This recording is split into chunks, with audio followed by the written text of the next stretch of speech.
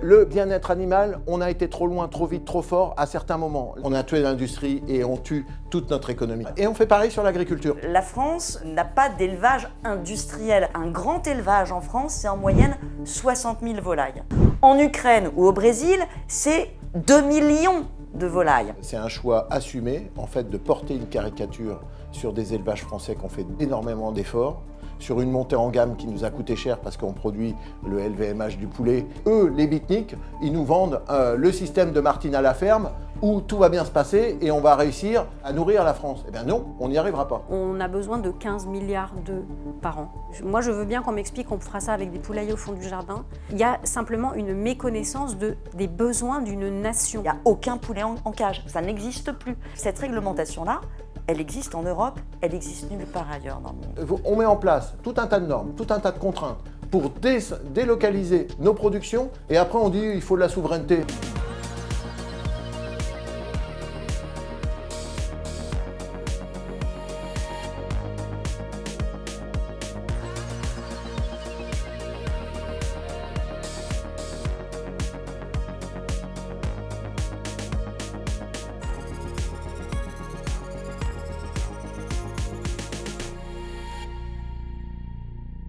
L'élevage en France est-il devenu un problème? Nouveau sujet pour une nouvelle émission sur notre chaîne que vous pouvez soutenir d'abord en vous abonnant. N'hésitez pas non plus à commenter, c'est aussi un lieu de débat. Et pour nous soutenir, bien sûr, vous pouvez faire un don à l'association Écologie, Sciences et Progrès. Les coordonnées du site et l'OASSO s'inscriront en bas de cet écran. Nous allons avoir de nombreux sujets, de nombreux reportages et aussi des interventions de journalistes et d'un sénateur. Alors, pourquoi l'élevage est-il devenu si conflictuel? L'élevage industriel est-il en France une réalité ou un slogan? Et les Français veulent-ils une agriculture qui n'existe plus? Nous allons tenter de répondre à ces questions. L'élevage français doit-il et peut-il s'améliorer en matière de bien-être animal et d'écologie? Tout de suite, on va en débattre avec, sur notre plateau, Vincent Louot. Bonjour, sénateur, agriculteur, éleveur, j'ai tout bon? Agriculteur, éleveur, oui, j'ai des vaches limousines, toujours 40 vaches limousines. En Touraine. En Touraine, à côté de Tours. Dans l'Indre-et-Loire. Géraldine Wessner, toujours rédactrice en chef au Point, habituée de notre plateau. Et puis dans la deuxième partie de cette émission, Emmanuel Ducrot, spécialiste de l'agriculture, journaliste à l'Opinion, nous rejoindra pour nous apporter toute son expérience sur ce sujet. Pour entrer dans le vif du sujet, voici un premier reportage.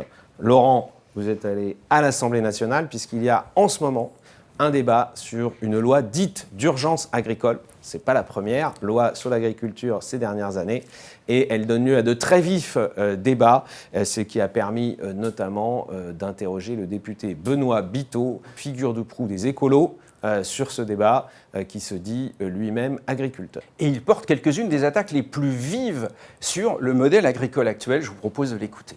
Il faut vraiment sortir de ces élevages concentrationnaires qui cochent toutes les cases de ce qu'il ne faut plus faire pour la biodiversité, pour le sanitaire. On s'interroge sur les difficultés que peuvent avoir certains agriculteurs par rapport aux revenus et se poser la question de pourquoi avec ces types d'élevage-là, ils ne s'en sortent pas. Enfin, voilà. Si on fait des plus petits élevages, on sera... Mais bien sûr que si, les plus petits élevages, ils sont plus pertinents économiquement que les gros. On ne peut pas s'insurger contre les accords de libre-échange, contre les importations de poulets d'Ukraine, en disant que ces poulets sont des poulets qu'on ne devrait même pas servir aux consommateurs, et vouloir en même temps, mais c'est à la mode depuis 2017, servir des produits qui seraient produits sur notre territoire avec les mêmes pratiques. C'est l'un ou l'autre, mais ça ne peut pas être l'un et l'autre.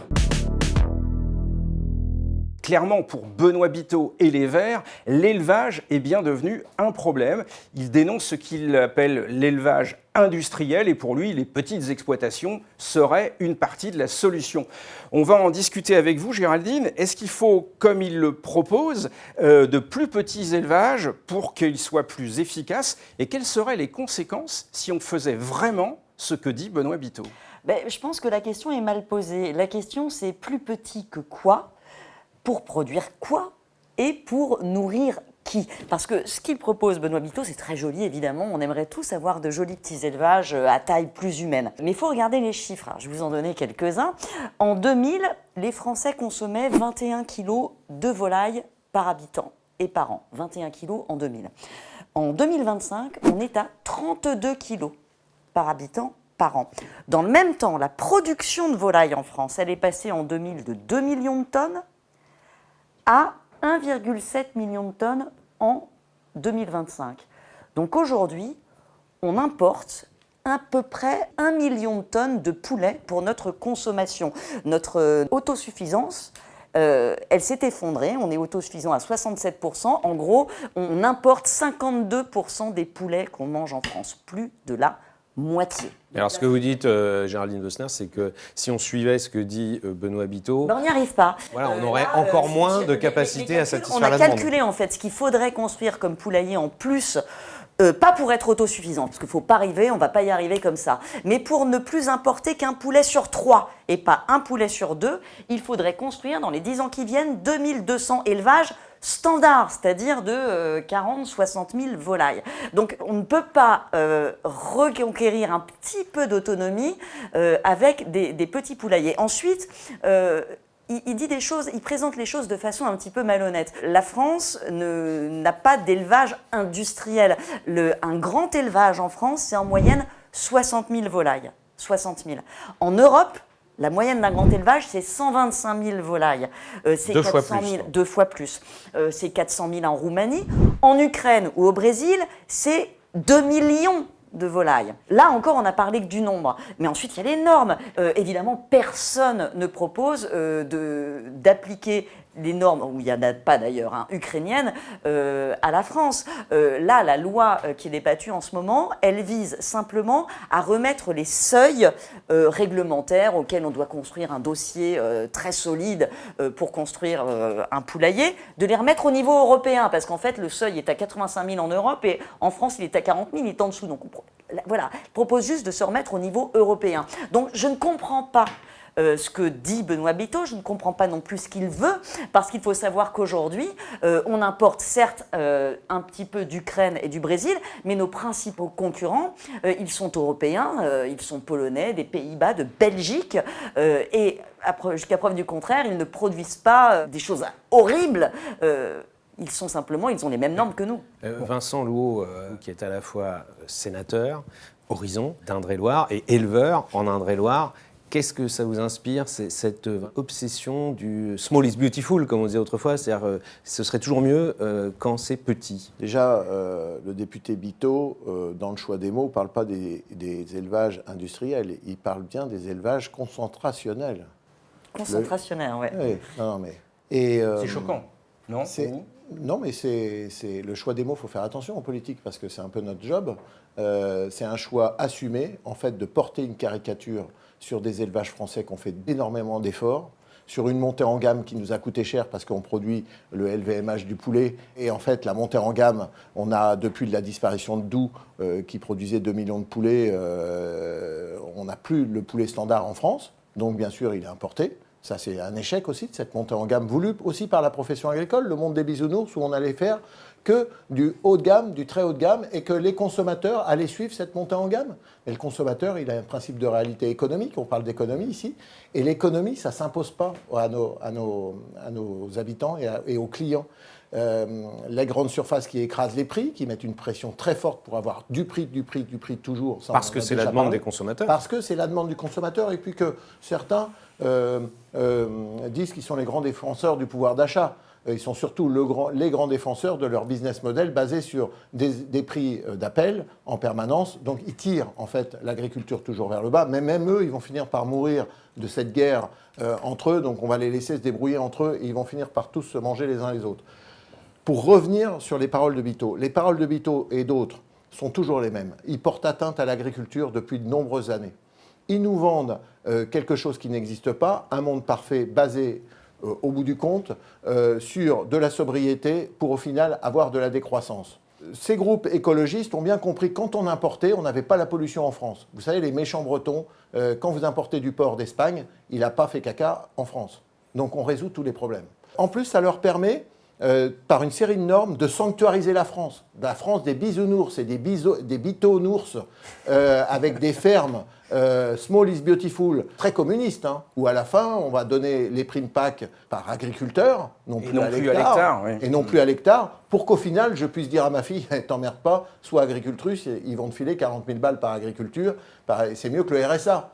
Non mais on en est là, dans la débilité de ces gens qui sont... Et sans réussir à nourrir les Français. Ah non mais ça, on s'en fout. J'ai envie de dire, on nous parle de souveraineté, matin, midi et soir, à toutes les sauces, sur tous les sujets. Mais tout ça, c'est la notamment grande... sur l'alimentation, on se souvient, mais c'est c'était un des thèmes de José Bové il y a déjà 20 ou 30 ans. Oui, mais moi, agriculteur, je vous rigole au nez. On met en place tout un tas de normes, tout un tas de contraintes pour délocaliser nos productions, et après on dit il faut de la souveraineté. Non mais nous les paysans, on a bien compris. Alors moi le sénateur, là c'est mon rôle de ramener l'église au milieu du village et dire on vous a identifié, vous êtes des décroissants, vous voulez nous emmener dans un bad trip, nous on veut pas.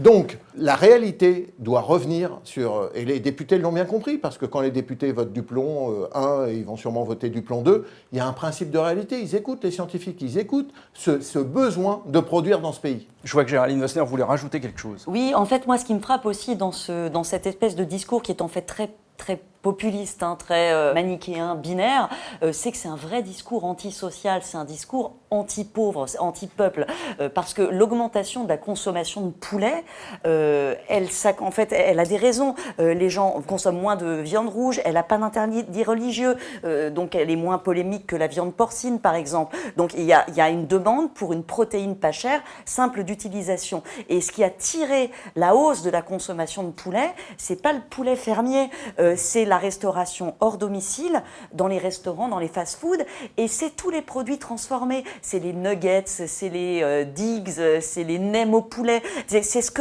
que veulent consommer les Français, notamment les jeunes, et qui ont un budget contraint sur leur alimentation. Donc leur dire aujourd'hui, on va interdire, non seulement on se moque de la qualité de ce que vous mangez, puisqu'on décide qu'on l'importera. Et en plus, on va gréver le budget national, parce que la balance commerciale du poulet, l'an dernier, elle était déficitaire d'1,7 milliard d'euros. Donc c'est un discours qui a l'air de se soucier du peuple et qui, en fait, lui crache dessus. Alors, qu'est-ce que sont vraiment aujourd'hui les élevages ? Laurent, vous êtes allé en Mayenne, votre terre de cœur, on peut le dire, pour rencontrer deux éleveurs, Audrey et Pierre Besançon. Et vous avez découvert une ferme moderne, française, peut-être un peu différente du fantasme de Martine à la ferme. On regarde ce reportage. La société est composée de 2 associés, Audrey, moi-même, et puis on a aussi un salarié à plein temps. Donc on a 4 productions. 4 productions sur notre site. La première, production laitière, avec 800 000 litres de lait de référence. On a un atelier volaille, poulet du quotidien, donc sur 3000 m². Une unité de méthanisation qui produit donc de l'électricité et de la chaleur qui est valorisée sur notre site. Et ensuite, on a des surfaces en céréales, culture de vente. Chaque ferme est unique, chaque éleveur est unique ou agriculteur a ses propres orientations. Il n'y a pas un modèle unique au final aujourd'hui. Vous êtes des entrepreneurs. Exactement. Nous, très clairement, éleveurs, je pense que c'est avant tout passion. Quand on parle d'élevage, c'est du temps, c'est être auprès de nos animaux. Alors c'est vrai que pour tout le monde, l'imaginaire, on est persuadé que les animaux vont toujours très bien, sont toujours en bonne santé. On travaille avec du vivant. Le vivant, au quotidien, il y a des contraintes, il faut faire attention. On essaye toujours de faire au mieux pour nos animaux. Nous, on se lève tous les matins, c'est pour nourrir les Français. Enfin, ça nous anime, parce que s'il n'y avait que le financier, ça ferait longtemps qu'on aurait fait autre chose, parce qu'on est dans la capacité de faire autre chose.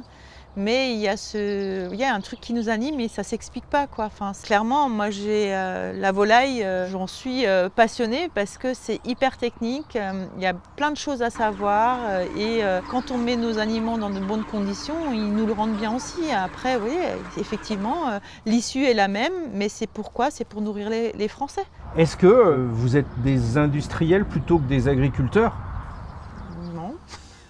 Alors, je pense que si on était industriel, on raisonnerait qu'à l'économique. Aujourd'hui, c'est tous les jours, notre élevage. C'est 2 fois par jour dans les bâtiments. Je crois que si on était vraiment que de l'industriel, c'est une chaîne. Là, aujourd'hui, on ne peut pas dire ça. C'est-à-dire que nous, tous les jours, c'est de se soucier de savoir si nos animaux sont en bonne santé, c'est de savoir, c'est vrai, s'ils ont une bonne croissance, parce qu'on est là aussi pour faire un produit final que les Français doivent consommer. On doit amener un produit de qualité.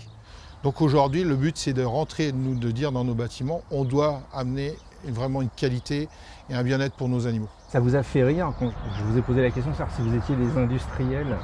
Non, mais parce qu'en fait, l'image effectivement de la population, quand on dit 28 000, 30 000, de toute façon, dès le moment où il n'y a pas 5 poules, on est tout de suite industriel. Alors on a des éleveurs qu'on vient de voir qui ne sont pas des industriels, qui sont des entrepreneurs, qui sont modernes et qui ont 2 bâtiments de 30 000 poulets, ce qui fait donc 60 000. Vincent Louot, est-ce que les urbains ont une mauvaise image des éleveurs, en tout cas une image biaisée? J'arrive pas à comprendre pourquoi on les assimile à des industriels. Alors déjà, la grande ambiguïté de tout ça, c'est que la population aime ses agriculteurs, ses éleveurs. Globalement, c'est 85-90% dans les sondages. Ça, c'est une réalité. Et les agriculteurs considèrent que la population ne les aime pas. Il y a un conflit de vision où on a 2 mondes en fait, qui se télescopent. Les vendeurs de peur, les vendeurs de la méchante industrie, mettent le doute dans la tête des habitants et les habitants se disent « Ah ouais, en fait, même le poulet du coin est industriel. » Mais vous l'avez vu, l'éleveur, nous sommes des éleveurs. Moi, c'est pas parce que j'ai mis 50 vaches sous un hangar que je suis un industriel. Non mais il faut arrêter. On élève des animaux. La révolution industrielle qu'on a connue il y a un siècle, c'était pour la manufacture, c'était sortir les gens de la famine des champs à certains moments pour qu'ils puissent avoir d'autres métiers. Nous, les agriculteurs, on veut être vus comme des chefs d'entreprise sur des exploitations de type familial parce qu'on n'a pas envie que le Bahreïn achète toutes les terres françaises et qu'on soit juste des sous-traitants d'un système capitalistique parce qu'on a les terres les moins chères d'Europe. On veut être respecté parce qu'on élève bien nos animaux suivant des standards français qui sont les meilleurs d'Europe, et il faut le dire, et du monde. Donc on arrête le délire de dire les méchants industriels. Moi j'ai envie de vous dire dans ce cas-là, quand vous mettez 300 vieux dans une EHPAD, c'est un élevage industriel pour vieux quoi. Quand vous mettez 500 personnes, 500 malades dans un CHRU, c'est de la médecine industrielle. Mais c'est quoi ce délire? Et 5 vétérinaires qui se mettent ensemble, c'est des vétérinaires industriels. Ben non, ils veulent juste pas bosser 90 heures par semaine comme le vétérinaire d'autrefois, et ils veulent pouvoir avoir une vie de famille et apporter un service H24. Vincent Louot, si certains les qualifient d'industriels, est-ce que c'est à cause du bien-être animal ou de la forte concentration d'animaux? Le bien-être animal, on a été trop loin, trop vite, trop fort à certains moments. La profession qui est très corporatiste, a beaucoup résisté pour prendre en compte les problématiques de bien-être animal. Aujourd'hui, c'est résolu. On n'a plus de poules pondeuses en cage, mais comme on est un peu bête, on a vendu les cages en Pologne, donc maintenant c'est les Polonais qui nous balancent les œufs, ou en Ukraine. Non mais il faut déjà, c'est QFD, il faut déjà être un peu futé, je referme la parenthèse. On est passé à énormément d'efforts sur tous les sujets environnementaux et de bien-être animal. Et on se fait pourrir par des Hugo Clément, par des Bito. On se fait défoncer matin, midi et soir parce qu'on trouve toujours un agriculteur qui a été malade, un agriculteur qui a une petite faiblesse dans son élevage et on va prendre cette photo-là. Encore une fois, déplacez-vous dans un CHRU aux urgences, vous aurez les mêmes images. Les mêmes images. Donc toujours pour montrer le scope d'une méchante agriculture et eux, les beatniks, ils nous vendent le système de Martine à la ferme où tout va bien se passer et on va réussir à nourrir la France. Eh bien non, on n'y arrivera pas. Et alors Géraldine Wössner, est-ce que c'est un problème en fait médiatique, c'est-à-dire cette distorsion dont parlait Vincent Louot entre finalement des Français qui aiment plutôt bien l'agriculture française, des agriculteurs qui aiment bien aller au salon de l'agriculture, qui le disent dans des sondages, et ce sentiment d'être mal aimé très présent chez les agriculteurs, parce que dans les médias, les messages négatifs sur l'agriculture en général et l'élevage en particulier sont très présents. Alors, je pense qu'il faut refuser les 2 caricatures. La première qui consisterait à dire que les médias sont responsables de tout, qu'il n'y a aucun problème. C'est vrai qu'il y a des problèmes dans certains élevages. La profession des éleveurs n'est pas unanimement frappée de sainteté, comme dans toutes les professions. Il y a des gens qui ont des mauvaises pratiques, des gens qui peuvent être un peu escrocs. Voilà, ça existe. injustice, et ça existe, et il faut le dénoncer. Mais c'est minoritaire, effectivement. Et oui, il y a un problème médiatique. C'est intéressant le reportage que vous avez montré, parce que ce qu'on a vu, c'est un élevage standard de 60 000 volailles. Donc c'est exactement ce qui est dénoncé dans le débat public comme un système concentrationnaire. Et les gens ne savent pas que, en fait, ce qu'on a vu, c'est vraiment le standard. C'est-à-dire qu'il n'y a aucun poulet en cage. Ça n'existe plus. Les poulets de chair en cage, la lumière du jour, c'est très réglementé, la densité. Cette réglementation-là, avec des mangeoires, avec des perchoirs, tout est très réglementé. Cette réglementation-là, elle existe en Europe, elle existe nulle part ailleurs dans le monde. Nulle part. Elle n'existe pas en Ukraine, pas au Brésil. Aux États-Unis, où j'ai vécu, j'ai visité des élevages de volailles qui m'ont fait froid dans le dos. On parle souvent, vous savez, dans certains pays, de poulets à la javel, à l'eau de javel. On est obligé de les mettre à l'eau de javel parce que, comme il n'y a pas de normes sur le transport d'animaux, entre le moment où ils quittent l'élevage et où ils arrivent à l'abattage, ils ont le temps de s'entrebouffer dans le camion et ils sont sanguinolents. Et pour nettoyer les carcasses, on les plonge dans la javel parce que ça va plus vite, c'est plus économique. Ça n'existe pas en France ou en Europe. Donc, tous ces efforts qu'a fait le monde de l'élevage en France. Alors, il n'a pas fait de bonne race, hein, peut-être. On lui a bien cassé les genoux avec notre réglementation, mais on a produit ce résultat d'une production qui est incomparable, en fait, au monde. Donc, casser cet outil qui est formidable à des fins, en fait, populistes, électoralistes, devient à un moment irresponsable. Et oui, les médias ont une responsabilité dans la mesure où ils ne vont pas vérifier sur place, ils n'expliquent pas quelle est notre législation, mais qu'ils finalement embrassent un discours qui peut paraître quand même militant. Oui, je crois que vous avez eu un peu à distance d'ailleurs un échange, un ping-pong avec Hugo Clément sur l'histoire des élevages de lapins. Où lui, à partir d'un cas dans un élevage où un éleveur dit quasiment ouvertement qu'il fraude, il généralise et il dit voilà ce que sont les pratiques de l'élevage en France. Mais c'est vrai qu'il y a beaucoup de méconnaissances en réalité. Je l'ai dit devant la représentation nationale, le cas d'Hugo Clément, il pose une question qui dépasse sa personne. C'est qu'il incarne, Hugo Clément, une évolution du journalisme environnemental où on ne se contente plus d'enquêter, de vérifier et de donner les faits, mais où on défend une cause. Et lui, sa cause, c'est l'arrêt de l'élevage, hein, c'est un antispéciste, il le revendique. Mais défendre une cause n'autorise pas à tout, et notamment à un peu manipuler par omission. On parlait des élevages de lapins, mais on peut parler de tous les élevages. En France, il se trouve qu'en France, on est un petit peu un modèle pour l'Europe entière et pour le monde. On a fait des efforts considérables sur l'antibiorésistance et sur la réduction de l'usage d'antibiotiques en élevage. On a mis des normes alors vraiment drastiques, tout un process qui est très compliqué. Bien sûr, ce sont des élevages avec du vivant, donc quand ils sont malades, on va soigner les animaux, on ne va pas les laisser mourir, mais ils sont alors complètement sortis du circuit. Vous ne pourrez jamais retrouver d'antibiotiques dans vos assiettes. Il faut que tu donnes les vrais chiffres. On a diminué la consommation d'antibiotiques à usage vétérinaire de plus de 50%. Ah oui, mais au même moment, pendant 10 ans, on les augmente de 25%. Sur la santé humaine. C'est-à-dire que le couillon de base, il mange lui-même son antibiotique et on nous dit que ça fait de l'antibiorésistance dans les animaux, alors que si tu le prends toi-même à haute dose, ça ne crée pas d'antibiorésistance. Donc, vous savez, on nous prend pour des gentils dindons dans cette histoire. Hein. Voilà, on a interdit l'usage d'hormones de croissance, par exemple, dès les années 80.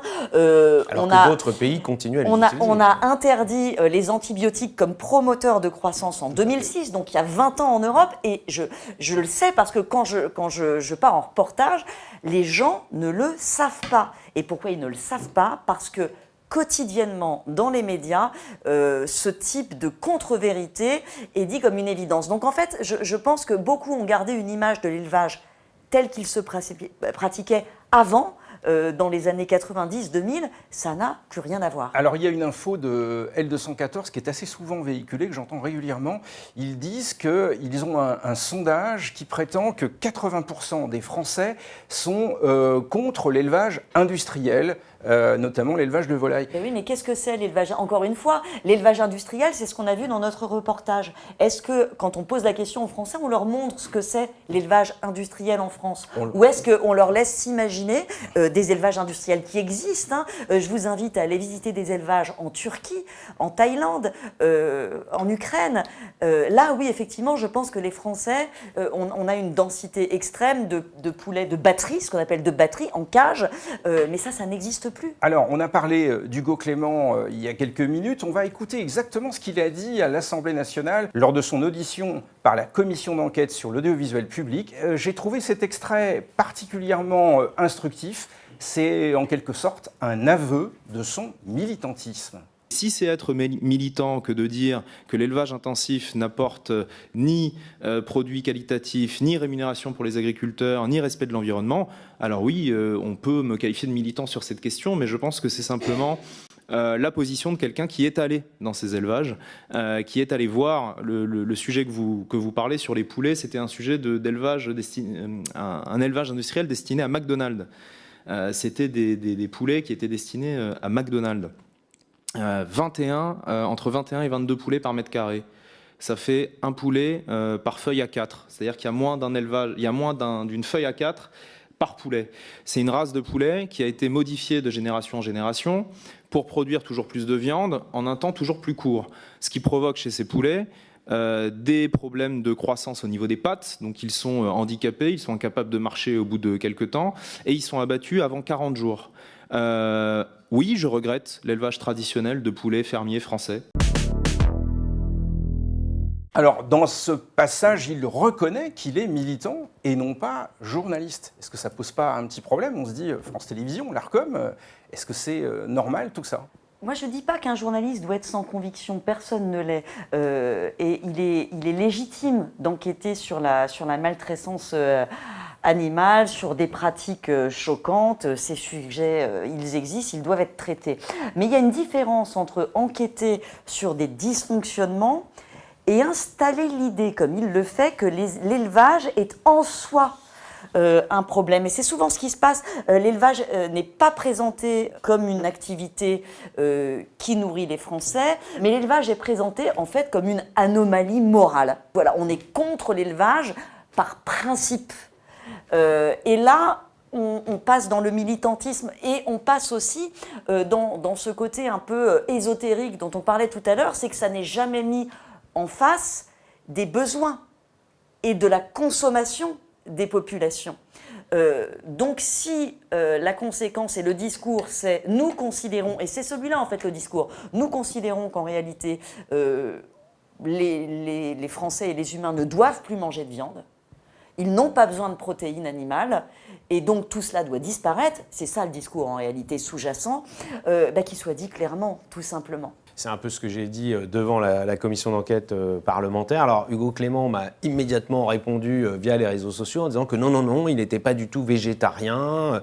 Bon, il a quand même écrit un livre qui s'appelle « Comment j'ai arrêté de manger des animaux ». C'était en 2019. Il a écrit un nouveau livre en 2021, « Les lapins ne mangent pas de carottes », où il refaisait sa profession de foi sur le sujet. Il a soutenu des campagnes de L214, avec d'autres d'ailleurs animateurs télé comme Nagui. Qu'est-ce que ça vous inspire, Vincent Louot, de voir que finalement, on propage de façon souvent non dite, mais on propage un message anti-élevage parce que derrière, il y a un message, en effet, selon lequel il ne faudrait plus manger de viande. On est dans une guerre économique entre les Américains et les Chinois, avec un bloc au milieu de consommateurs qui s'appelle l'Europe, parce que l'Europe a ouvert tous ses chakras sur les importations de façon un peu naïve et béate, où on s'est dit le commerce, on est un peu les idiots utiles de la mondialisation. On peut importer tout ce que vous voulez en Europe. Et les Américains, qui veulent nous vendre d'autres produits à base de protéines, la viande artificielle, qui veulent nous vendre d'autres systèmes de consommation. Nous, on est très naïfs, en fait.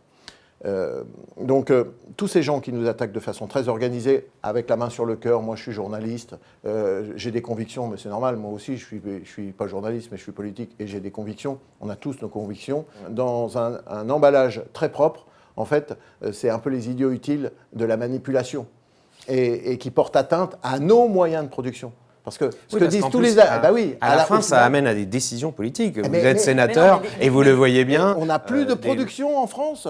Et il faut se réveiller. On importe tout. On a dit, on importe plus de la moitié des oui. poulets Faut consommés. continuer. Et alors attention, on les importe pas oui. du Brésil ou d'Ukraine. On les importe de Belgique, des Pays-Bas, d'Allemagne, de Pologne.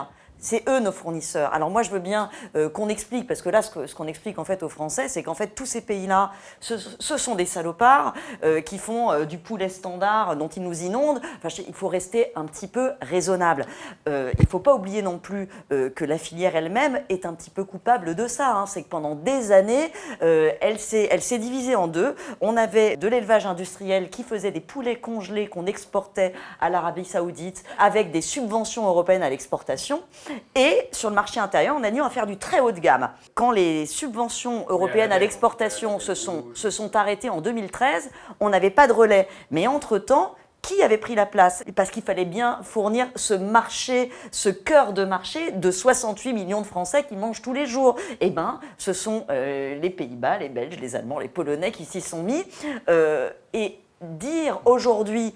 La France jamais ne doit nourrir son peuple, je ne comprends pas ce discours. Alors, les caricatures sur l'élevage, il y en a de nombreuses, on vient d'en parler. Il y en a un que ça agace beaucoup, ces caricatures, c'est Jean-Luc Demarty, vous ne le connaissez peut-être pas, c'est l'ancien directeur général à l'agriculture pour la Commission européenne. Il a eu aussi un autre mandat européen, il a été directeur général pour le commerce international. Il est un spécialiste de ces enjeux, je vous propose de l'écouter. Lui, il est complètement à l'opposé de Benoît Biteau, il pense qu'en France, on a un problème avec la taille de nos exploitations. Promouvoir l'image du petit agriculteur qui produit sur 5 hectares dans son coin, c'est totalement grotesque.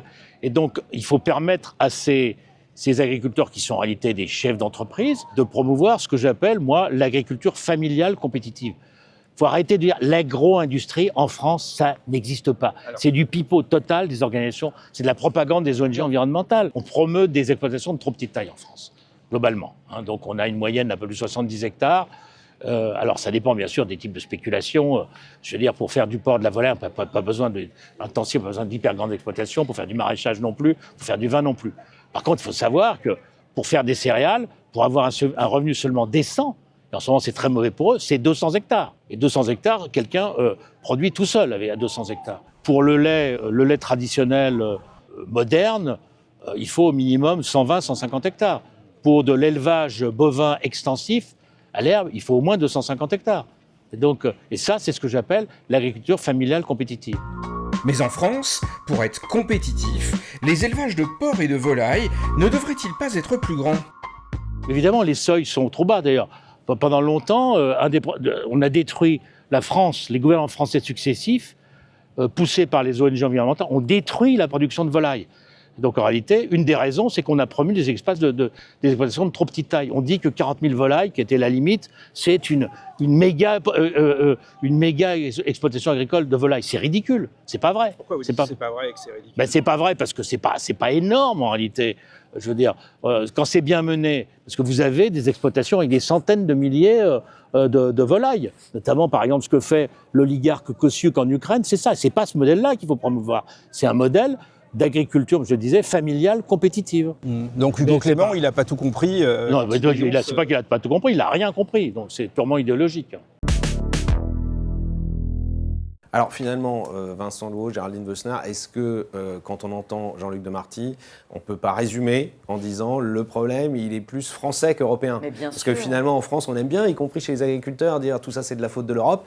Et là, on voit que c'est en France qu'on s'est auto-limité dans la capacité à produire. Non mais totalement. La hausse de la consommation de poulet, elle est mondiale. Elle concerne tous les pays. Et l'Europe est autosuffisante. L'Europe a augmenté sa production. Elle produit plus de 14 millions de volailles. Elle exporte même un peu. Donc il n'y a aucun problème sur les élevages en Europe.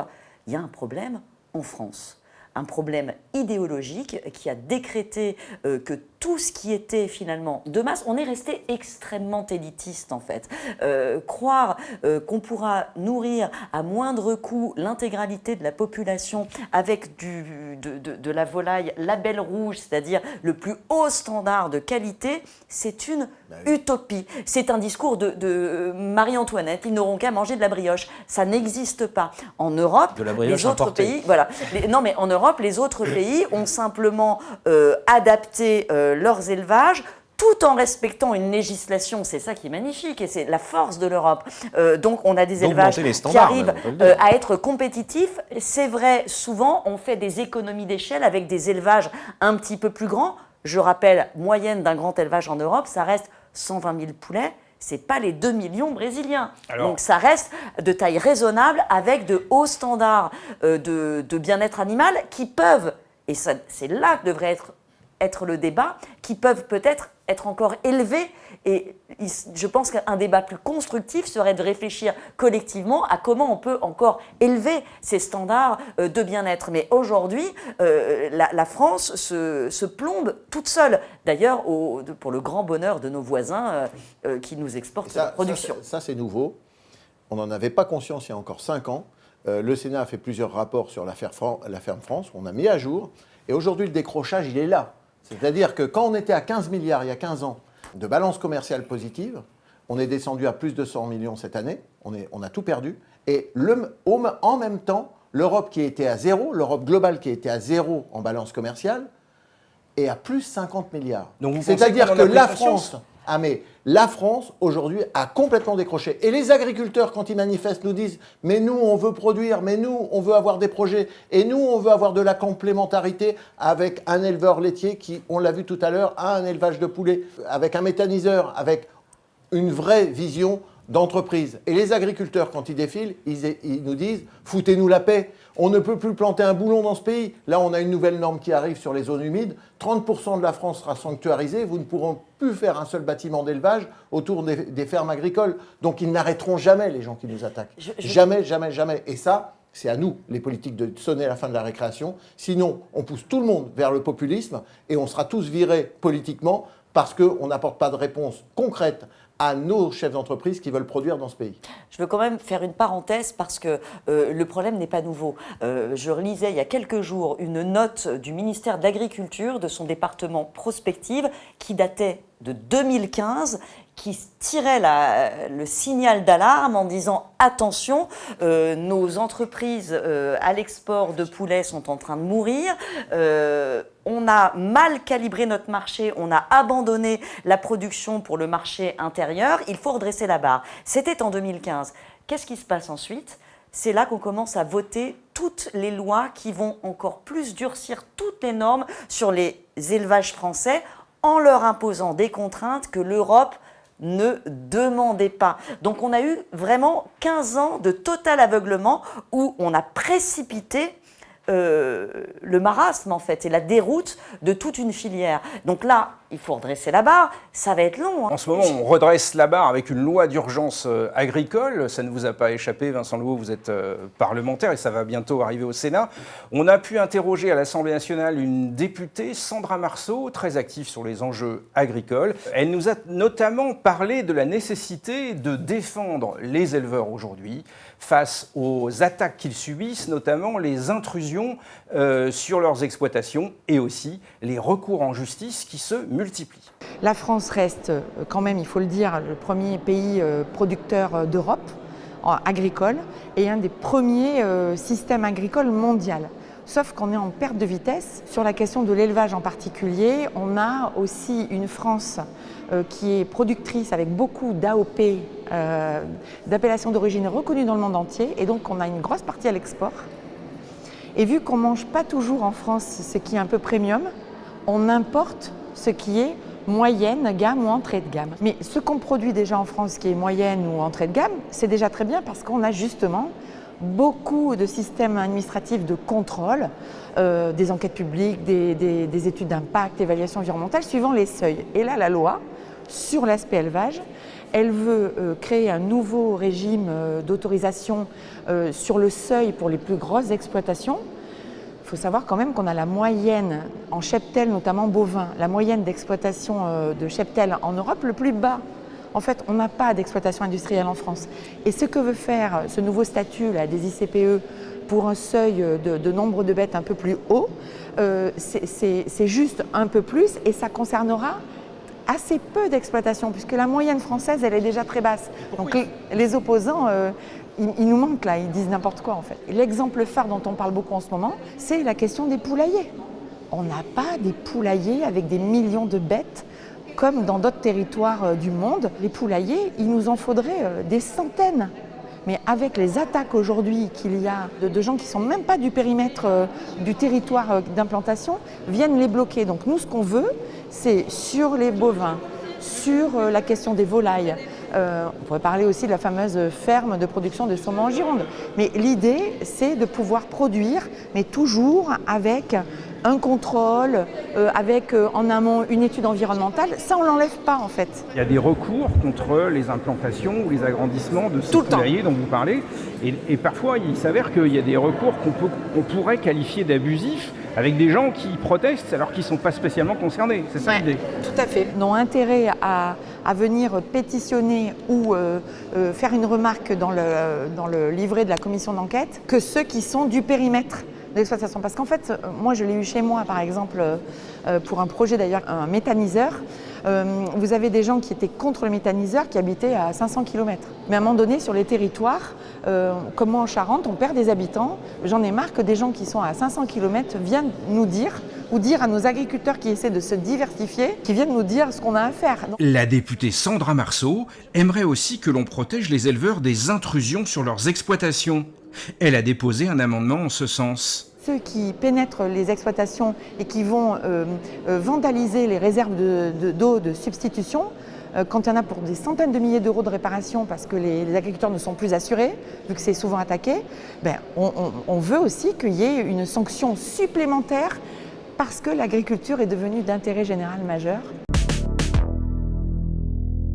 Alors, la députée Sandra Marceau parle de recours abusifs, elle parle de gens qui sont à 500 km des lieux et qui pétitionnent contre certains projets. Vincent Louot, est-ce que ça vous étonne ? Et ça ne m'étonne pas du tout parce que, en fait, le législateur, avec beaucoup de bonne volonté de faire participer tout le public, a tellement ouvert la participation du public que quand vous êtes à 1000 km d'un élevage, vous pouvez avoir une idée, rentrer dans une association et attaquer allègrement. Il le prouve sur la méthanisation, sur le moindre petit élevage, même 40 000 poulets, ils attaquent. On trouve toujours des retraités qui sont prêts à passer leur temps à attaquer, à monter une association à quelques centaines de mètres. C'est tout le temps le même schéma.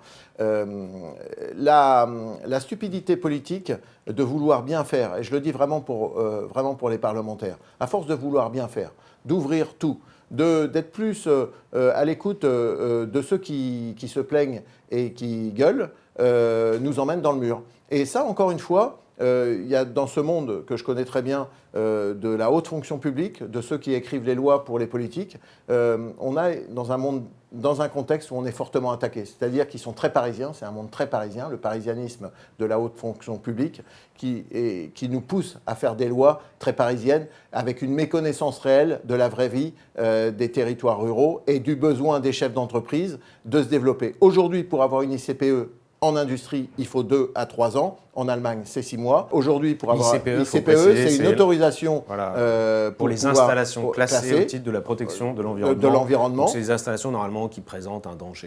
Risque de pollution. Voilà, risque de pollution, ce qui est normal. Mais 3 ans, c'est anormal. On a tué l'industrie et on tue toute notre économie comme ça. Et on fait pareil sur l'agriculture. Encore une fois, ce sont cette mentalité très parisienne qui s'est disséminée dans toute notre fonction publique d'un monde décroissant. Et ils savent que pour vendre la décroissance, il faut des super normes qui bloquent toute l'économie. Donc aujourd'hui, on parle, et si l'économie sauvait l'écologie, j'ai envie de vous dire, il serait temps qu'on se réveille parce que là, le feu a cramé la baraque et on n'a plus d'élevage, de capacité industrielle, et on pourrait faire la même chose sur l'industrie. Donc si on continue, il va nous arriver sur tout le secteur économique français ce désastre industriel qui va arriver. Économique. Et la décroissance économique. Mais alors, il n'y a les pas inégalités que, seront contents. monsieur le sénateur, il n'y a pas que les hauts fonctionnaires parisiens.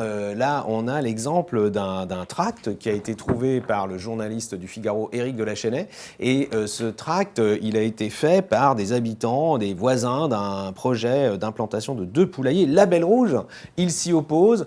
Ils disent avoir donc recruté 2 avocats. Ils invitent les gens à les rejoindre et à financer ce recours. J'ai l'impression qu'il y a de plus en plus de recours autour des bâtiments agricoles. Il y avait déjà des recours sur les bâtiments industriels. Mais là, c'est un contexte un peu particulier, parce que ce petit élevage Label Rouge là, veut s'implanter au nord de la France, à 10 km du Touquet.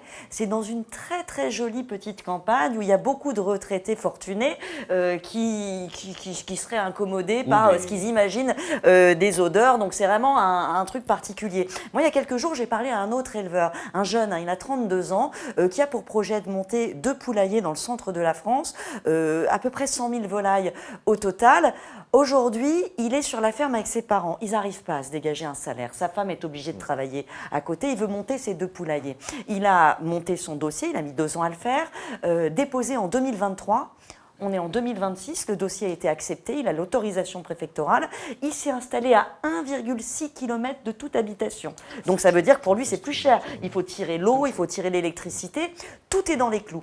Eh bien, le recours a été déposé par L214, qui a réussi à monter, à recueillir quelques riverains, une dizaine, et par des associations de la ville à côté qui est à 10 km. Et il sait aujourd'hui qu'il en a encore pour 2 ans. Donc il a commencé à monter son dossier en 2021, il a un enfant qui est né récemment, et en fait il se désespère. Donc c'est aussi ces blocages inouïs qu'il faut réformer en tout cas pour que ce soit plus possible en fait d'entraver un projet qui est vertueux, qui est dans les clous réglementaires pendant des années. En fait, on tue l'agriculture simplement par épuisement. Alors Laurent, les 2 agriculteurs, le couple Audrey et Pierre que vous êtes allés voir en Mayenne, ils vous ont aussi parlé d'un projet d'extension. Oui, parce qu'effectivement, avec la loi qui est en train de se dessiner, qui permet de relever les seuils ICPE dont on a parlé, ça peut leur donner des idées, comme ça peut donner des idées à pas mal d'éleveurs d'agrandir, vu qu'on a des besoins croissants en France, notamment dans l'élevage de volailles. Et donc on leur a posé la question de savoir si eux étaient prêts à s'agrandir, si la loi était votée. Si on relève les seuils ICPE, peut-être que vous allez installer un 3e bâtiment. Oui, alors les seuils CPE aujourd'hui, alors ça peut être une opportunité pour nous, ça peut être aussi pour des gens qui ont un bâtiment, refaire un 2e bâtiment, parce que dans beaucoup de cas, on est dans cette situation-là.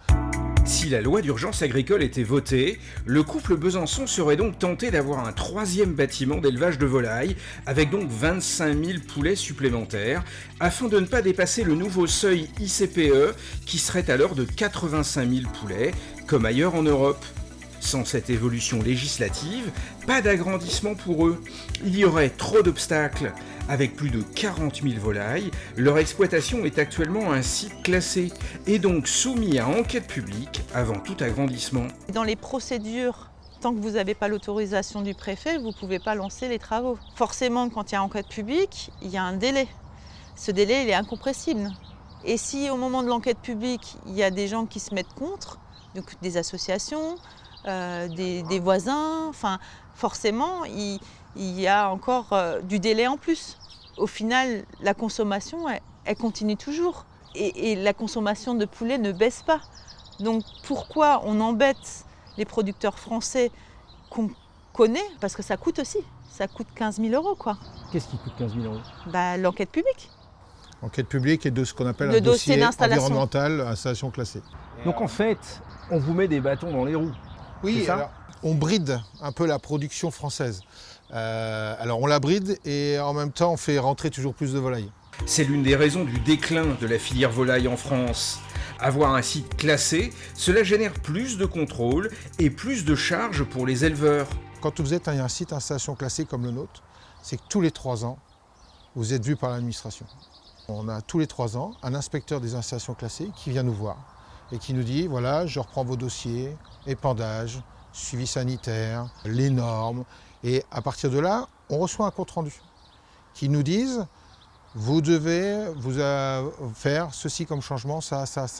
Tous les 3 ans, on est bon pour réinvestir, pour juste se mettre à la norme, mais à la norme française. Ça montre bien aussi que ces soi-disant fermes-usines, comme on veut nous montrer, ne sont pas lâchés dans la nature.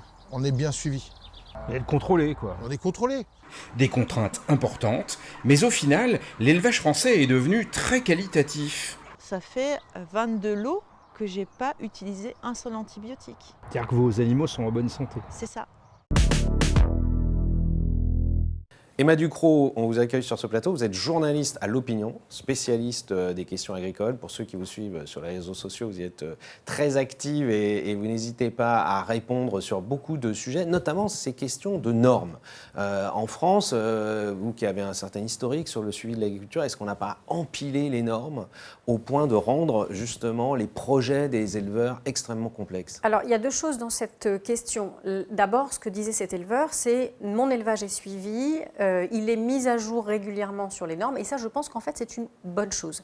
C'est-à-dire que dans c'est une garantie aussi pour le consommateur. Une agriculture qui fonctionne bien, c'est une agriculture dans laquelle les consommateurs ont confiance et on le voit, ils n'ont pas confiance dans les produits qu'on importe et plutôt dans ceux qu'on produit ici. Donc ça, c'est pas forcément quelque chose qu'il faut démolir. Enfin, le suivi d'une agriculture qui limite au maximum les nuisances, qui respecte les animaux et dans lequel le bien-être de l'éleveur et des salariés qui travaillent est respecté, c'est aussi extrêmement important. Et donc ça, c'est pas un problème. Au contraire, ça fait partie de notre agriculture de qualité.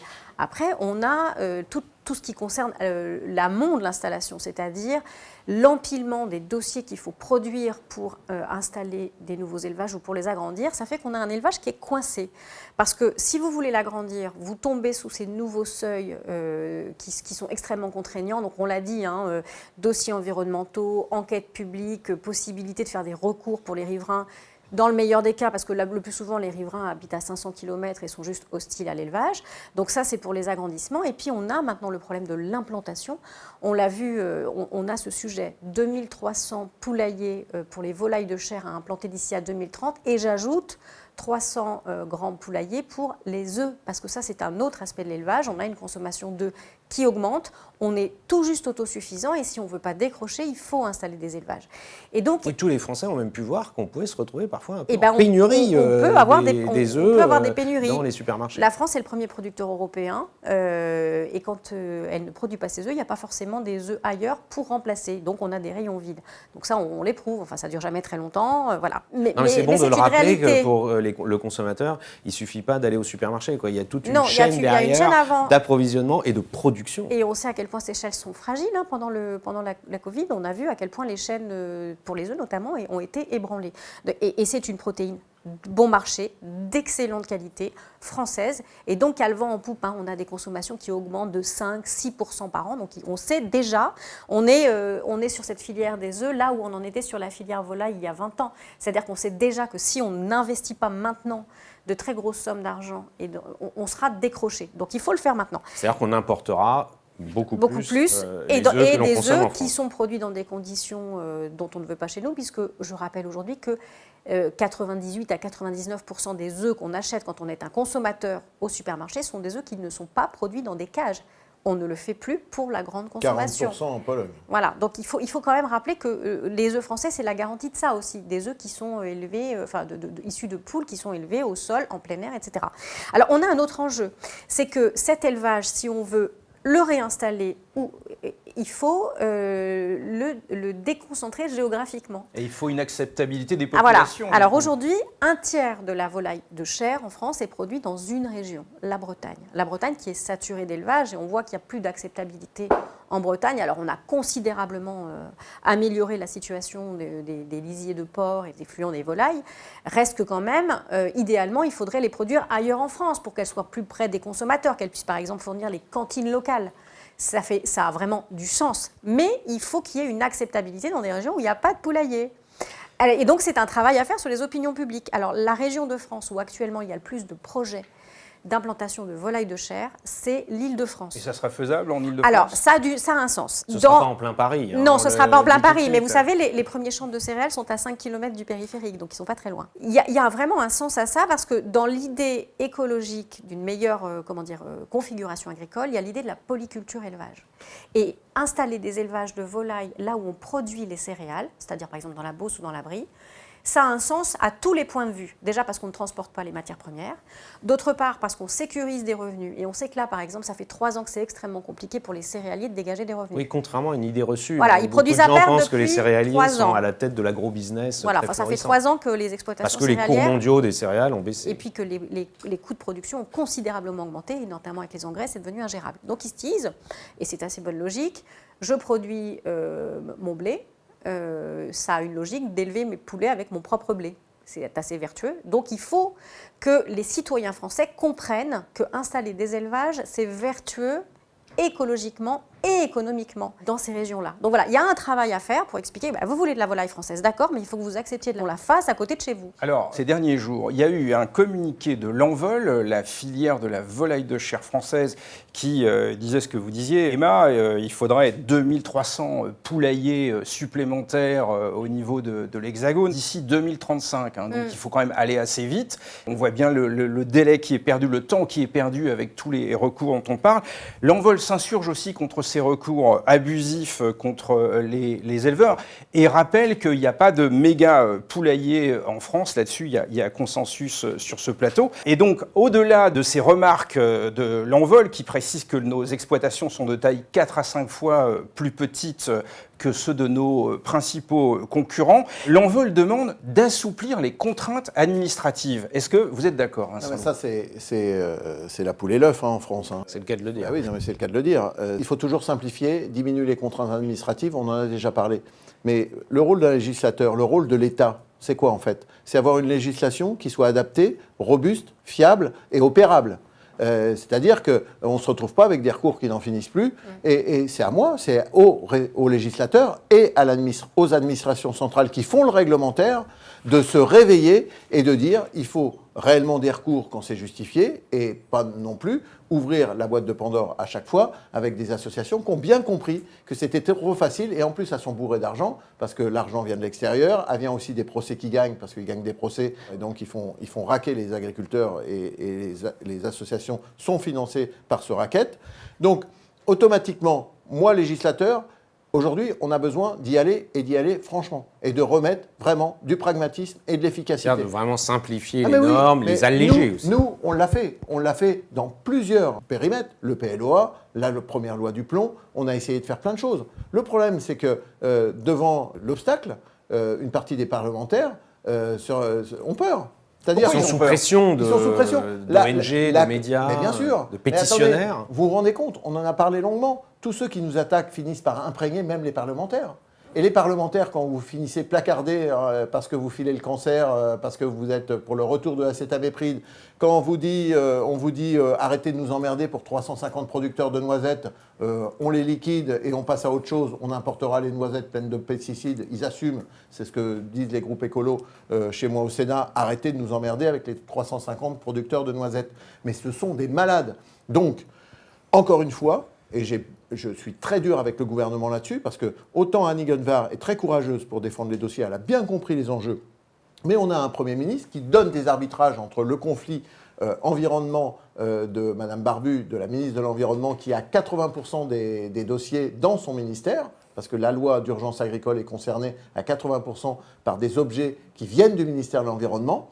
Et Mme Genevard, en fait, elle est la pauvre ministre qui va au front avec un gros fusil et il n'y a pas de cartouche dedans. Parce que le Premier ministre lui dit « Ah non, mais il y a eu des pétitions, il y a eu 2 millions de personnes qui ont signé ça, donc on ne revient pas sur ça. » C'était contre la loi du plomb au mois de juillet parce que tout le monde a 2025. peur. Donc tout le monde a peur. J'ai envie de leur dire, et j'ai dit à mes collègues, aujourd'hui, c'est la loi d'urgence, elle va arriver fin juin, c'est le moment où la vérité tombe. Au Sénat. Au Sénat, on va remettre tout en ordre avec beaucoup de volonté. Et non, mais vous avez l'impression que déjà les députés ont fait un bon travail. Non, mais les députés ont fait un bon travail. Discussion. Et non, mais c'est bien, parce qu'on avait très peur. C'est pour ça qu'on préférait que ça commence chez les députés. Donc il ne faut pas désespérer. Non, mais le problème, ce n'est pas les députés et les sénateurs. Le problème c'est le gouvernement qui a peur. qui a peur des pétitions, qui a peur des marchands de peur, et ils finissent par se dire heureusement qu'il y a le Conseil constitutionnel pour dézinguer ZFE contre l'avis des parlementaires. Vous voyez ce que je veux dire ? Et la loi du plomb, ça a arrangé que tout le monde, que le Conseil constitutionnel au mois d'août dise c'est pas constitutionnel, c'est enlevé, et ça a simplifié la vie de tous les gouvernements. Le Premier ministre a pu prendre ses vacances correctement. Donc c'est ça la réalité de la médiocrité d'un gouvernement qui, je le rappelle, est là pour exécuter des volontés de parlementaires et non pas impulser et imposer la volonté d'une administration et d'un gouvernement à des parlementaires qui font la loi. Vous avez le sentiment en plus, ça a été dit un peu ces derniers mois, que le gouvernement traîne à mettre en œuvre les mesures déjà votées par le Parlement. On pense à la loi du plomb 1 qui a été votée l'été dernier, il y a presque un an, et dont beaucoup de décrets d'application ne sont pas encore publiés. Ce n'est pas les gouvernements qui traînent, parce que la ministre a veut que les décrets soient signés. Mais c'est là où vous voyez le deuxième match, la troisième mi-temps, qui se passe dans les cabinets et dans les administrations centrales où les mecs, ils disent « mais nous, on n'est pas d'accord, le législateur, il faut les contraindre, les Duplon, Louot, Ménonville, tous ces agriculteurs qui poussent les parlementaires, c'est des malades mentaux. Nous, on détient la vérité vraie de la norme, et notre norme, c'est la nôtre, on a mis des années à l'imposer et on veut la garder. Et aujourd'hui, c'est ça, cette réalité-là. Ne pas la traiter, c'est pousser nos populations, notre ruralité, l'aménagement du territoire vers le populisme. Et après, on verra tous ces hommes politiques faire ouin-ouin parce qu'il y aura une catastrophe industrielle au moment Là, ce que vous dites, c'est qu'après le vote de dispositions législatives par les députés et les sénateurs, même quand il y a une majorité assez large, ce qui a été le cas sur la loi du plomb, plus de 300 députés l'ont adopté, et bien finalement, la mise en œuvre traîne, voire est entravée. L'administration. Si on peut donner un chiffre peut-être, sur la loi d'orientation agricole et la loi dite du plomb, donc du plomb Ménonville, ces deux grandes lois structurantes pour le monde agricole ont été un an, toutes les deux, un peu plus d'un an. Un tiers seulement des décrets d'application ont été publiés. Voilà. Alors c'est-à-dire que normalement, le gouvernement doit les publier dans un délai de 6 mois. Donc là, on a les 2 tiers de ces lois qui sont dans les limbes, qui attendent une traduction. Et que répond le gouvernement ? Parce que j'imagine que vous l'interpellez sur ces retards. On l'interpelle, il ne répond pas. Vous savez, quand vous êtes ministre, vous, à juste titre, vous soutenez votre administration. Moi, j'ai envie de dire au ministre... j'ai été ministre, on est aussi là pour commander l'administration. Oui, vous êtes là, mais sauf que là, avec les gouvernements qui changent tous les 4 matins, les administrations centrales ont bien compris qu'elles n'avaient plus rien à faire des ministres. Parce que la durée de vie d'un ministre est tellement courte que les mecs, ils se disent on peut faire traîner le dossier, on ne va pas se faire virer. Moi, aujourd'hui, je dis une chose, c'est qu'il va falloir que tout ça, ça rentre un peu dans l'ordre et dans le rang.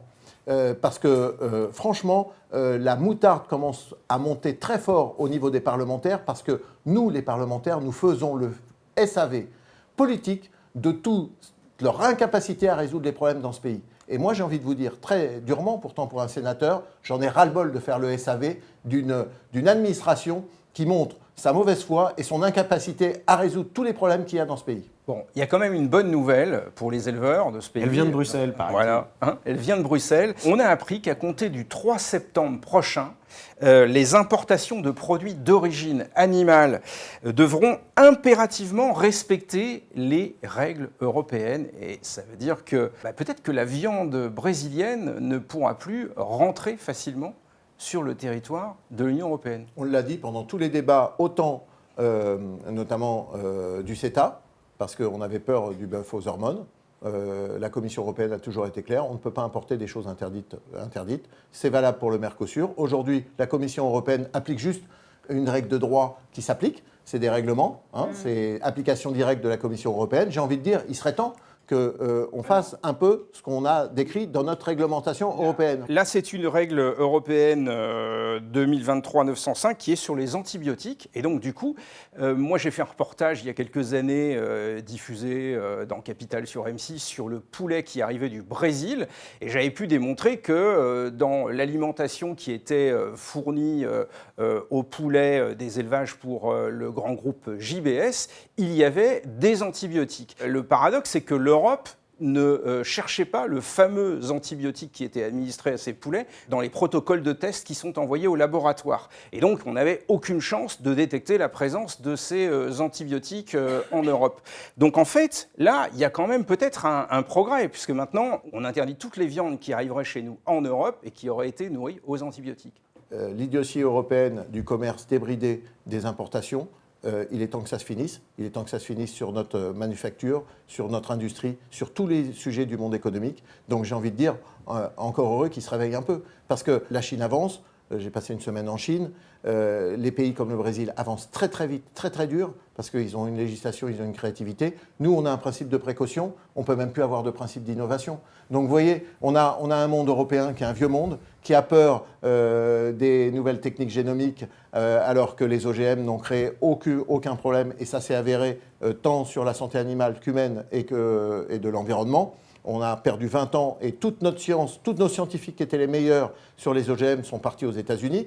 Donc il faut arrêter d'être les idiots utiles et d'avoir ce truc très français. Vous savez, le français, c'est quand même l'animal, hein, c'est le coq debout, mais on est debout les deux pieds dans la merde, hein, j'ai envie de vous dire.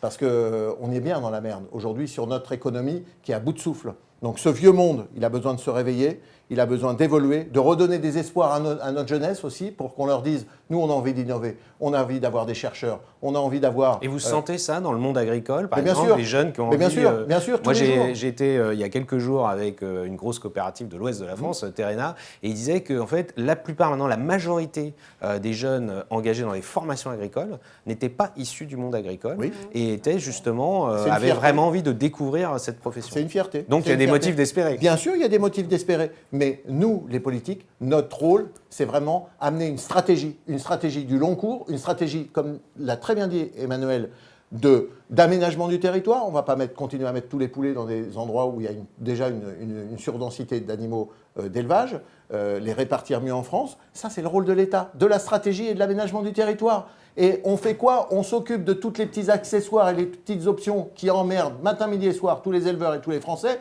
et on n'a aucune stratégie.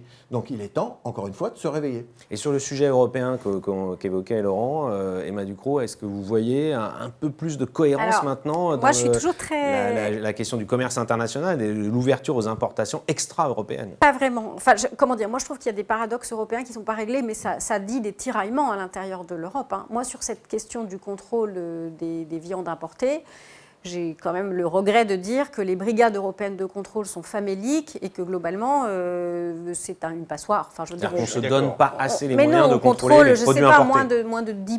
C'est basé sur une certification qui est une auto-certification du pays qui est locale. Exporte. Donc en fait, on n'a pas de moyens de contrôle. Donc oui, c'est déclaratif, c'est très bien. Et il y a des tiraillements en Europe. Alors après, on est aussi dans un moment géopolitique qui force l'Europe à revenir sur un certain nombre de prises de position des dernières années.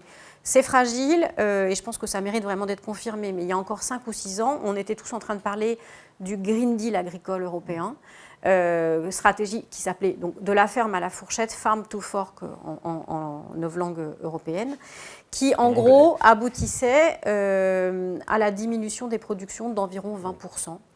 Et l'Europe... Oui, c'était assez paradoxal d'ailleurs de se dire que c'était un objectif en soi. C'était un objectif de baisser la production. En tout cas, comme on limitait tous les moyens de production et on assumait le fait, quand on a mis la main sur les études qui modélisaient les résultats, on se défaussait sur le reste du monde de nos productions. Et alors cette page-là, elle est tournée? Alors, juste déjà un petit mot. Se défausser du reste du monde sur nos productions, écologiquement, c'est la pire idée qu'on puisse avoir.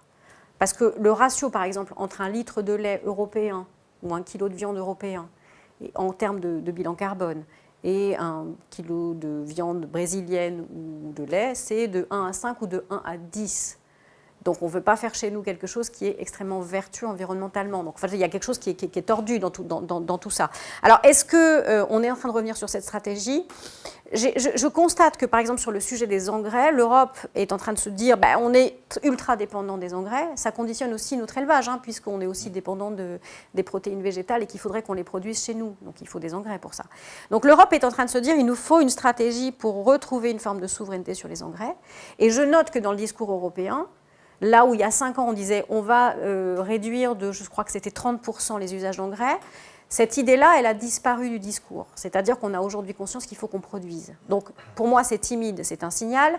Mais l'Europe, en tout cas en Europe, il y a des prises de conscience sur le fait qu'avoir une production agricole propre, c'est quand même une garantie de paix. Et puis, on voit que les routes du commerce sont complètement bouleversées. On le voit avec Hormuz, etc. Et l'Europe est en train de se dire Les pénuries qu'on n'a plus connues depuis l'après-guerre, peut-être qu'à un moment, on les connaîtra de nouveau. Donc en fait, voilà, donc en fait, on est dans ce moment géopolitique qui pousse à ce genre de réflexion. Et un sujet qui revient souvent avec l'Union européenne, c'est la question de l'étiquetage aussi. Alors ça, c'est une vraie bonne question. Le consommateur, si tant est qu'il aille regarder l'étiquette du produit qu'il achète, notamment des produits transformés, mais même une barquette avec de la viande préparée, est-ce que c'est toujours bien indiqué? Non. On a Union deux européenne, sujets. non Union européenne, et puis est-ce qu'on peut mettre le Made in France, par exemple? Alors attendez, on a deux sujets. On a un sujet européen qui est extrêmement intéressant, et là, je pense qu'il faut vraiment que l'Europe se réveille. C'est-à-dire que si vous importez un poulet entier, par exemple, je ne sais pas, du Brésil, un extra-européen, entendons, il arrive en France, généralement il arrive aux Pays-Bas, il arrive à Rotterdam. À Rotterdam, oui. Il est découpé. Et bien là, il devient européen. Il devient néerlandais. Et il devient néerlandais. Donc en fait, là, on a quand même un énorme problème, c'est qu'à partir du moment où il y a une transformation... Alors qu'il n'a pas été produit non, il est arrivé mort en Europe. Enfin, je veux dire, sur la viande de bœuf, ou depuis la vache folle, voilà. On a une identification de la chaîne, et quand vous voyez importer, vous êtes sûr que là, la viande de bœuf est importée. Donc c'est possible aussi d'avoir cette traçabilité. Oui, ça l'est. Mais bien sûr que c'est possible, mais c'est un marché de dupes. C'est le marché des bisounours, du commerce débridé, où il ne faut pas empêcher le commerce avec nos acteurs extérieurs. Parce que vous savez, un Brésilien, il a aussi des points forts dans son économie, qui est plutôt agricole. Donc quand vous voulez faire un accord avec le Mercosur et vendre des trains et vendre autre chose, il y a une contrepartie. Et automatiquement, les mecs, ils vendent l'excellence de leur propre production. Donc l'Europe ne peut pas avoir un double discours pour faire des deals commerciaux, quoi. Et alors ensuite, on a la seconde partie de tout ça, c'est qu'on a une très bonne traçabilité des viandes au restaurant. Quand vous allez au restaurant, vous savez désormais d'où vient votre bœuf, votre agneau, votre volaille. Il y a une obligation d'afficher la provenance. Ça, c'est très clair. C'est très clair aussi au supermarché si votre morceau est entier. Est-ce que la viande est française, elle est bovine française, elle est ovine, voilà, ça on le sait. À partir du moment où la viande commence à être transformée et qu'elle devient un ingrédient dans un plat, c'est terminé. C'est-à-dire que là, vous pouvez facilement avoir viande européenne. Donc ça, vous ne savez pas si elle est polonaise, etc. Bon, ce qui, à la fois, n'est pas vraiment un problème. Si on estime que la norme européenne est égale pour tous, ça devient un problème si vous vous souvenez de ce que je viens de vous dire, c'est-à-dire qu'une viande brésilienne découpée aux Pays-Bas devient néerlandaise. Donc là, effectivement, on a un problème de traçabilité et l'industrie agroalimentaire est très réticente. Et là, je pense que peut-être il faut un moment qu'elle se responsabilise et qu'elle dise « Oui, alors ils mettent en avant la complexité des étiquetages, mais je pense que si elle défend, comme elle le dit et comme elle le fait le plus souvent, ces producteurs locaux et européens, il faut qu'elle aille au bout de cette démarche. Clairement. Je pense que le législateur a un rôle là-dedans parce que je pense que forcer un industriel de nous dire une fois par an sur toute sa gamme de produits, qu'est-ce qu'il a acheté et où il a en pourcentage et en faire une publication avérée sur sa démarche RSE serait quand même une bonne chose. Parce que là, on a d'un côté la grande distribution qui appuie énormément sur les industriels pour avoir du prix et pousse les industriels aussi à importer. C'est ça aussi le bad trip vraiment qu'on a en France. On a une distribution qui est très puissante, qui veut vraiment du prix parce qu'ils se démarquent que grâce au prix. Et donc les industriels qui font même des raviolis, à la fin vous vous retrouvez avec de la viande complètement exotique dans le truc. Et ça fait des dérapages qu'on connaît avec la viande de cheval dans le ravioli. Pourquoi ? Parce qu'il faut tellement avoir du prix bas qu'à la fin les mecs blanchissent eux-mêmes leur viande pour pouvoir être super compétitifs sur la boîte de ravioli. Donc il faut qu'on ait une responsabilité, plus de contrôle. Parce que ce que dit Emmanuel, c'est très important. On ne peut pas avoir un pays, une Europe, et l'Europe du commerce, c'est les douanes qui contrôlent. C'est-à-dire que nous n'avons pas la capacité législative de contrôler sur le commerce. C'est la seule politique qui est entière depuis 1968. Ce n'est pas la politique agricole commune, c'est la politique du commerce et gérée par des règlements directement. On ne peut pas faire une loi pour réguler comment le commerce c'est vraiment une compétence européenne. C'est vraiment une compétence européenne. Et il est temps que l'Europe vraiment prenne à bras-le-corps un monde moderne, les routes de la soie, le détroit d'Ormuz qui pose problème.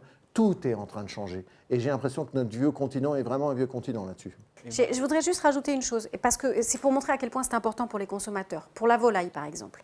On sait précisément ce que les gens achètent au supermarché.